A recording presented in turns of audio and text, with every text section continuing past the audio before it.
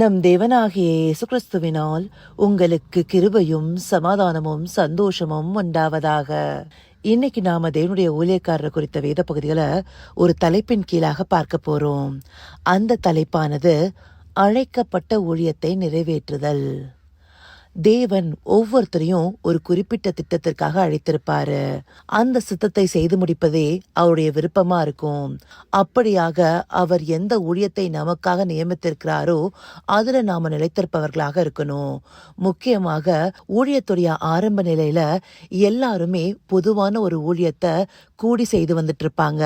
அப்படி செய்து கொண்டிருக்கும் போது ஒரு தனிப்பட்ட ஊழியத்திற்காக தேவன் சிலரை பிரித்தெடுப்பாரு.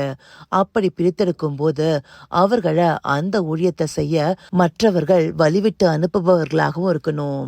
உதாரணமா சொல்லணும்னா, சீஷர்கள் எல்லாருமே கூடி ஊழியம் செய்து கொண்டிருக்கும் போது தேவன் பவுலையும் பர்னபாவையும் தனிப்பட்ட ஒரு ஊழியத்திற்காக பிரித்து விடும்படி சொல்றாரு இல்லையா?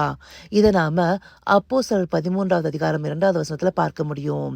அவர்கள் கர்த்தருக்கு ஆராதனை செய்து உபவாசித்துக் கொண்டிருக்கிற போது பர்னபாவையும் சவுலையும் நான் அழைத்த ஊழியத்துக்காக அவர்களை பிரித்து விடுங்கள் என்று பரிசுத்த ஆவியானவர் திருவுளம் பற்றினார். இந்த வசனத்துல சொல்லப்பட்டபடி சில நேரங்கள்ல பொதுவாக கூடி செய்கிற ஊழியத்திலிருந்து தேவன் தனிப்பட்ட ஒரு ஊழியத்திற்காக அழைப்பு விடுப்பாரு. அப்படி அழைக்கும் போது அந்த ஊழியத்திற்காக பிரித்தெடுக்கப்பட்டவர்களாக அவர்கள் நியமிக்கப்படணும். அப்படியாகவே பவுலும் பர்னபாவும் ஆண்டவர் நியமித்த ஊழியத்தை செய்தாங்க. அது மாத்திரம் இல்லாம பவுலடியார் எடுத்துக்கொண்டோம்னா அவருடைய தனிப்பட்ட ஊழியம் என்னது? சுவிசேஷ ஊழியம். அது குறித்து நம்ம கடந்த சில வேத பகுதிகளிலும் பார்த்திருக்கிறோம்.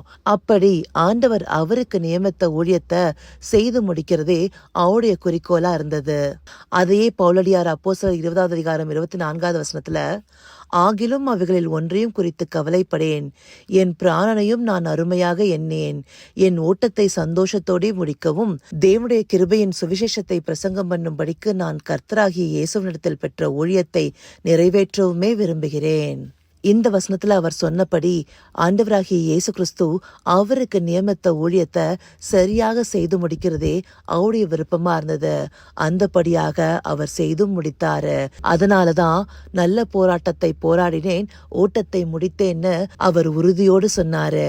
அந்தபடியாக ஆண்டவராகிய இயேசு கிறிஸ்து என்னும் சரீரத்திற்குள்ளார சேர்க்கப்பட்ட அவயவங்களா நமக்கு நியமிக்கப்பட்ட ஊழியத்தை சரியாக செய்து முடிப்பவர்களாக இருக்கணும்.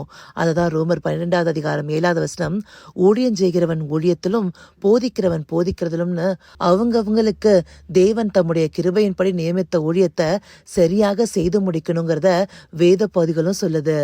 அந்தபடியாக இந்த நாட்கள்ல அநேகர் ஊழியம் செய்ய வாஞ்சியோடு இருக்கிறாங்க.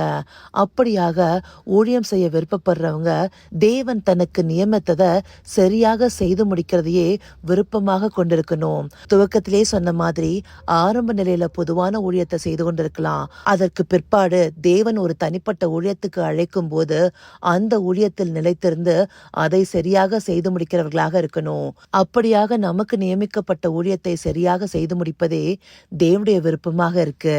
இதை அறிந்தவர்களாய் நாம எந்த ஊழியத்திற்காக அழைக்கப்பட்டிருக்கிறோமோ அதையே நிறைவேற்ற தேவனை நோக்கி பார்ப்போமா? கர்த்தாவே, தேவாதி தேவனே, உமக்கே இந்த வேலை நன்றி செலுத்துகிறோம் ராஜா.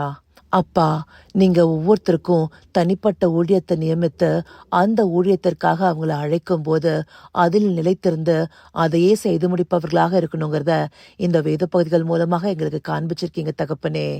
அந்தபடியாக உம்மால் அழைக்கப்பட்ட ஊழியர்களாக நீங்க எங்களுக்கு நியமித்த ஊழியத்தை சரியாக செய்து முடிக்க எங்களுக்கு ஞானத்தை தந்துடலுங்க தகப்பனே.